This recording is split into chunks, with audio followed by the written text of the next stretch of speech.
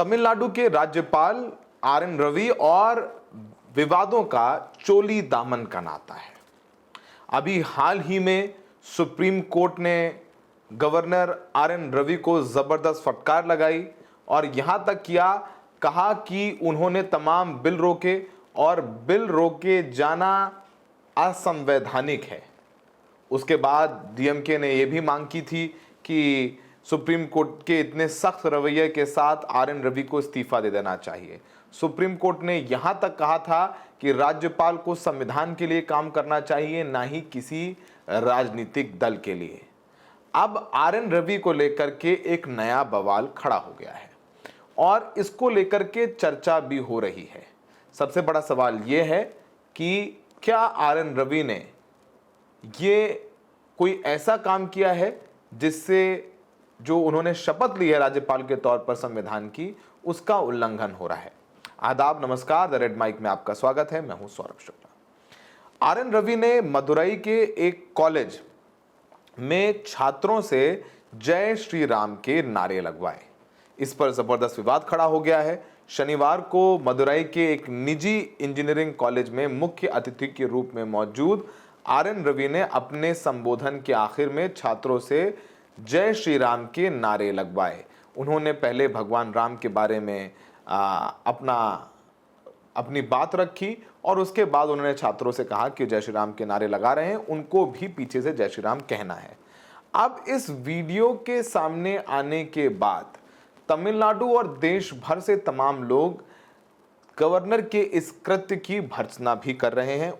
तमाम लोग, डीएमके का कहना यह है कि जो शपथ ली है आर.एन. रवि ने गवर्नर के तौर पर, उन्होंने उस शपथ का ही उल्लंघन किया है, उस शपथ के खिलाफ जाकर के काम किया है। गवर्नर देश का, राज्य का होता है, संविधान का रक्षक होता है राज्य में, और वो किसी भी तरीके की धार्मिक गतिविधि में ना ही संलिप्त हो सकता है, ना ही उसमें पार्ट ले सकता है, ना ही लोगों को किसी धार्मिक तरीके से उनको नारे लगवाना या किस तरीके से उनको उकसाना, ये सब सारे काम नहीं कर सकता है।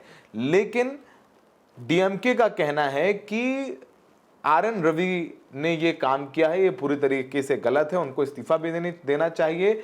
वो आर.एन. रवि जो तमिलनाडु के गवर्नर हैं, वो एक आरएसएस के प्रवक्ता के तौर पर काम कर रहे हैं और उन्होंने कहा कि उन्होंने संवैधानिक शपथ का उल्लंघन किया है और उन्हें तत्काल उनके पद से हटा दिया जाए। आपको बताएं कि पहले हम आपको सुनवाते हैं कि किस बयान पर आर.एन. रवि के किस उद्बोधन पर इतना हंगामा हल्ला हो रहा है। आइए सुनते हैं। ये प्राइवेट कॉलेज के कार्यक्रम में, निजी इंजीनियरिंग कॉलेज में मुख्य अतिथि के रूप में वहां मौजूद थे और वहां पर उन्हें भगवान राम के बारे में बताया और फिर नारे लगवाए। सुनिए। Students of the schools and colleges have enthusiastically taken part in this competition, which recently we held. This gives us a confidence that our roots are strong. It is there. We need to build on it. And I'm sure we will build on it. We will take this as a movement. Let us begin it today. Take it as a movement not only on this Palguni Astam, it has to be round the year affair, in one form or another. And on this day, let us pay tribute to Kambar by paying tribute to the one who was a great devotee of from Sri Ram. I say and you say, Jai Sri Ram! Jai Sri Ram! Jai Sri Ram! Jai Sri Ram! Jai Sri Ram! Jai Sri Ram! इस नारे लगाने के बाद चौतरफा हमला RN. Ravi को झेलना पड़ रहा है। कांग्रेस के सांसद शशिकांत सेंथिल ने ट्वीट किया है। शशिकांत सेंथिल लिखते हैं कि after being slammed by supreme court and blocked by state government, यानी सुप्रीम कोर्ट से फटकार खाने के बाद, राज्य सरकार से तीखी प्रतिक्रिया झेलने के बाद, he is now resorting to stunts like making students chant Jai Shri Ram just to irritate the system. यानी वो जानबूझ करके चिढ़ाने के लिए सरकार को जय श्री राम के नारे लगवा रहे हैं। Clearly frustrated he is sending a message that even if the courts rule against me I will find other ways to push my agenda. Governor ये संकेत देने की कोशिश कर रहे हैं कि भले ही कोर्ट ने उनके खिलाफ आदेश दिया है, लेकिन वो अपना एजेंडा पुश करने के लिए दूसरे रास्ते भी निकालते रहेंगे। It is dangerous mix of arrogance and defiance that undermines democratic institutions and the principles of constitution। ये बहुत खतरनाक है और गवर्नर अंडरमाइन कर रहे हैं जो प्रिंसिपल हैं इंस्टीट्यूशंस के और संविधान की। ये बात शशिकांत सेंथिल ने अपने एक्स हैंडल पर लिखी है। तमाम तरीके के प्रतिक्रियाएं आ रही हैं। कांग्रेस के विधायक JMH हसन मौलाना ने कहा है कि RN रवि संवैधानिक पद पर हैं, उन्हें ऐसे काम शोभा नहीं देते। रवि किसी धार्मिक नेता की तरह बोल रहे हैं, वो RSS और भाजपा के प्रचार मास्टर बन गए हैं। यहां तक कि जो SPCSS है, यानी जो तमिलनाडु स्टेट स्कूल की एक संस्था है, उन्होंने भी, जिसमें तमाम एजुकेशनिस्ट हैं तमिलनाडु के, उन्होंने भी RN रवि के इस कृत्य की आलोचना की है। उन्होंने कहा कि राज्यपाल रवि तमिलनाडु के स्कूल कॉलेजों में अपनाए जाने वाले पाठ्यक्रम और सिलेबस से अनजान है। अपनी अज्ञानता और अहंकार के कारण वह शांति भंग करने और एक समूह को दूसरे समूह के खिलाफ भड़काने के उद्देश्य से गलत विचारों का प्रचार कर रहे हैं। ये SPCSS तमिलनाडु राज्य सम्मान स्कूल प्रणाली मंच ने अपना बयान जारी करने के लिए कहा है। DM के प्रवक्ता धरणीकरण ने भी कहा है कि जो देश में जो सेकुलर मूल्य है, आज राज्यपाल उसके खिलाफ जाके काम कर रहे हैं। राज्यपाल बार बार संविधान का उल्लंघन क्यों करना चाहते हैं, उन्होंने अभी तक इस्तीफा क्यों नहीं दिया है। वो RSS के प्रवक्ता हैं। हम जानते हैं कि उन्होंने देश के संघीय सिद्धांतों का उल्लंघन किया है। सुप्रीम कोर्ट ने उन्हें उनकी जगह कैसे दिखाई है, ये कहा है। आपको बताएं कि RN रवि अक्सर विवादों में रहते हैं। पहले ये IPS अधिकारी थे, फिर वो नेशनल सिक्योरिटी एडवाइजरी काउंसिल में आए और उन्हें फिर नागालैंड का गवर्नर और फिर तमिलनाडु का गवर्नर बना के भेजा गया। जब से वो गवर्नर बने हैं तब से उन पर आरोप लग रहा है कि वो केंद्र के एजेंट के तौर पर काम करते आए हैं। 10 बिल जो तमिलनाडु के असेंबली से पास किए गए थे, उन्होंने उन बिलों को रोका, उन्होंने स्वीकृति नहीं दी और फिर उसके बाद राष्ट्रपति के पास भेज दिया और राष्ट्रपति ने भी उनको लटका के रखा। उसके बाद सुप्रीम कोर्ट ने बहुत कड़े शब्दों में राज्यपाल के जो काम है उसका निर्धारण के एक टाइमलाइन बना के भेजी, बताई कि एक बिल को कितने दिनों तक वो अपने पास रख सकते हैं। सुप्रीम कोर्ट ने तुरंत आदेश दिया कि जो 10 बिल हैं तुरंत उनको पास माना जाए और उनको लागू किया जाए। बहुत कड़ा जजमेंट सुप्रीम कोर्ट ने दिया RN रवि के खिलाफ, जिसका बहुत स्वागत किया DMK ने। और सुप्रीम कोर्ट ने यह भी कहा था कि राज्यपाल के पास वीटो पावर नहीं है, उन्हें विधानसभा से पारित विधेयकों पर 1 महीने के भीतर निर्णय लेना होगा। इससे पहले भी उन्होंने विधानसभा से वॉकआउट कर दिया था। जनवरी 2023 में राज्यपाल रवि ने तमिलनाडु विधानसभा के उद्घाटन सत्र में राज्य सरकार के भाषण पढ़ने से इनकार कर दिया था और सदन से वॉकआउट कर गए थे। इस घटना पर MK स्टालिन काफी नाराज हुए थे। राष्ट्रगान को लेकर के 6 जनवरी 2024 पिछले साल राज्यपाल ने विधानसभा की शुरुआत में राष्ट्रगान ना बजाए जाने पर आपत्ति जताई। उन्होंने कहा कि सत्र की शुरुआत और अंत दोनों में राष्ट्रगान बजना चाहिए। उन्होंने सरकार के अभिभाषण के कुछ हिस्सों को नैतिक और तथ्यात्मक आधार पर अस्वीकार करते हुए भाषण भी पूरा नहीं किया था और सदन से वो चले गए थे। तो RN रवि को लेकर के ये भी कहा जा रहा है कि अमूमन हम देखते हैं हमारे देश में जो राज्यपाल होते हैं वो कंट्रोवर्सी से दूर रहते हैं, वो ऐसा कोई काम नहीं करते हैं जिससे किसी भी तरह का बखेड़ा खड़ा हो।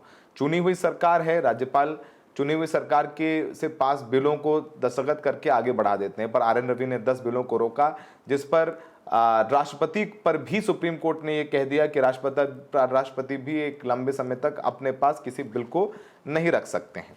हमारे एक मित्र राहुल जो तमिलनाडु में हैं और रूस्टर न्यूज़ के संपादक हैं, उनसे सुनिए, वो बताएंगे कि तमिलनाडु में किस तरीके से RN रवि साहब के बारे में बातचीत होती है और उनका ये कार्यकाल कैसा रहा, सुनिए उनसे। रेड माइक के दर्शकों को मेरा नमस्कार। क्या इस देश का जो कॉन्स्टिट्यूशन है, संविधान है, और इस देश की डेमोक्रेसी में एक गवर्नर को इतनी ताकत दे दी जाती है कि जो लोगों से चुनी गई सरकार है, उस सरकार के लिए गए फैसले, चाहे वो लोगों के हित में हो या फिर वो फैसले जो एक राज्य के लिए बहुत इंपॉर्टेंट हो, उन पे हमेशा अड़चन फैलाना या फिर उस फैसलों के खिलाफ ही बोलना, ये क्या एक गवर्नर का हक है या फिर उनको ये पावर दे दी जाती है? क्यों मैं ये सवाल उठा रहा हूं? चाहे तमिलनाडु की बात करें, तेलंगाना की बात करें, पंजाब की बात करें, कर्नाटका, वेस्ट बंगाल, ऐसे वो तमाम नॉन बीजेपी रूलिंग स्टेट्स हैं जहां पर गवर्नर गवर्नर को रखकर जो केंद्र की सरकार है वो हमेशा अड़चन पैदा करने की कोशिश करती आ रही है। हाल ही में सुप्रीम कोर्ट में से जो बहुत बड़ा फैसला आया है, उसमें यह कहा गया है जो तमिलनाडु के गवर्नर रहे जो तमिलनाडु के गवर्नर है RN रवि, वो एक इलीगल काम करते आ रहे थे। यानी जो यहाँ की स्टेट असेंबली है, लेजिस्लेटिव असेंबली है, वहां से 10 ऐसे बड़े फैसले लिए गए। 5 सालों से उन फाइलों पर वो बैठे रहे, ना उस पर दस्तखत करे, ना उसको उन्होंने पास करने के लिए कोई भी काम किया, ना उन फाइलों को वापस भेजने के पीछे के कारण बताए। अब इस चक्कर में जो तमिलनाडु की सरकार थी वो सुप्रीम कोर्ट का दरवाजा खटखटाती है, और सुप्रीम कोर्ट ने जो बहुत बड़ा फैसला लिया उसमें यह कहा गया कि गवर्नर किसी भी तरह से जो लोगों द्वारा चुनी गई सरकार है, उस सरकार द्वारा लिए गए फैसलों में अड़चन नहीं पैदा कर सकते हैं।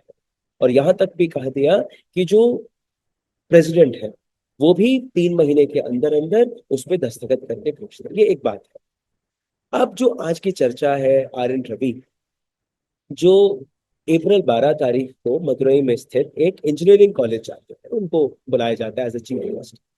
त्यागराजर इंजीनियरिंग कॉलेज इस जगह का नाम है। वहां पर ये स्पीच देते हैं कंबन रामायणम के बारे में। यानी जैसे उत्तर भारत में वाल्मीकि रामायण बहुत प्रसिद्ध है, उसी तरह से दक्षिण भारत में कंबन द्वारा लिखी गई कंबन रामायण प्रसिद्ध है।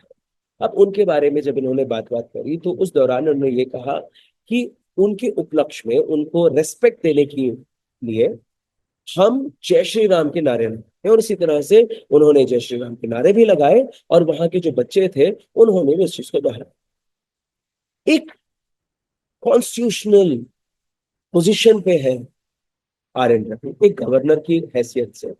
जब आप इस तरह की पोजीशन पे बैठते हैं, आप किसी भी तरह के मजहब को लेकर, यानी किसी भी पॉलिटिकल पार्टी की आइडियोलॉजी को स्प्रेड नहीं कर सकते हैं।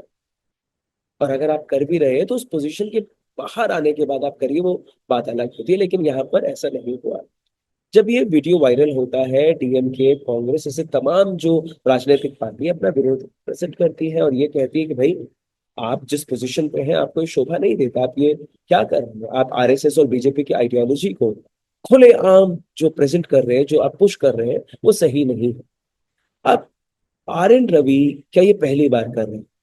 क्या RN रवि ने जो हाल ही में जो सुप्रीम कोर्ट के द्वारा जो वर्डिक्ट बाहर आया उसमें ये कहा जो 10 बिल्स है उसमें गवर्नर के दस्तखत की भी अब जरूरत नहीं है, क्योंकि 2 बार वहां के लेजिस्लेटिव असेंबली से वो पास हो चुके हैं, इसको आप इम्प्लीमेंट फौरन करिए, फौरन इसको लागू करिए। और उसी तरह से तमिलनाडु की सरकार ने, हिंदुस्तान के इतिहास में पहली बार ऐसा हुआ है, ना इसमें प्रेसिडेंट की जरूरत पड़ी, ना यहाँ पे गवर्नर की जरूरत पड़ी, क्योंकि 5 सालों से ये जो बिल्स हैं ये लटके हुए हैं।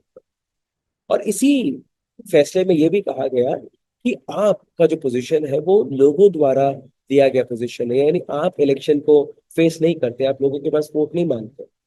लेकिन ये जो MLAs हैं, इनको जाना पड़ता है 5 साल में एक बार लोगों के पास, और बताना पड़ता है कि भाई हमने क्या किया पिछले 5 सालों में।